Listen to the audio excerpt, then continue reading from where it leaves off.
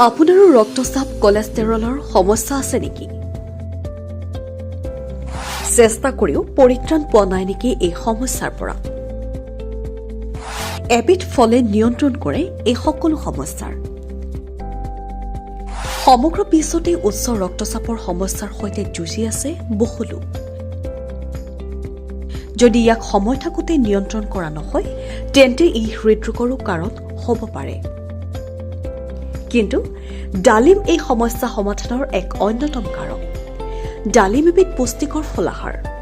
পুষ্টিগুণ বিচাৰ কৰিলে দেখা যায় যে ডালিমত প্ৰায় 93 কেলৰি থাকে। প্ৰটিন থাকে প্ৰায় 250 গ্ৰাম।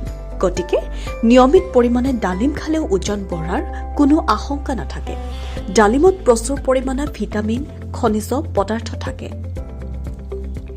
ডালিমে ৰোগ প্ৰতিৰোধ ক্ষমতা বৃদ্ধি কৰে।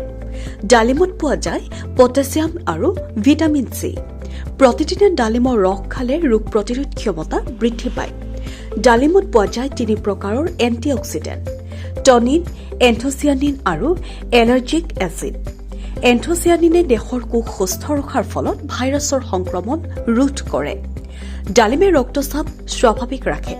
প্ৰচুৰ পৰিমাণে এণ্টিঅক্সিডেণ্ট থকাৰ কাৰণে ডালিম চিষ্টলিক ব্লাড প্ৰেছাৰৰ নিয়ন্ত্ৰণত সহায় কৰে। ফলত মানসিক চাপ, চিন্তা হ্ৰাস কৰে। হাৰ্টৰ আক্ৰান্ত হোৱাৰ সম্ভাৱনা কমে। বেয়া কোলেষ্টেৰলৰ নিয়ন্ত্ৰণত ৰাখে। ডালিমে ধমনী পৰিষ্কাৰ কৰি ৰখাত সহায় কৰে। ডালিমৰ ৰস কোলেষ্টেৰলৰ মাত্ৰা কমোৱাত বিশেষভাৱে উপকাৰী। তদুপৰি এইবিধ খাদ্য সামগ্ৰীয়ে স্বাস্থ্য সুস্থ কৰি ৰখাত বিশেষভাৱে সহায় কৰে। গতিকে কোলেষ্টেৰলৰ মাত্ৰা নিয়ন্ত্ৰণত ৰাখিবলৈ খাদ্য বিশেষজ্ঞসকলে ডালিম খোৱাৰ পৰামৰ্শ দিয়ে। News desk report, NDTV।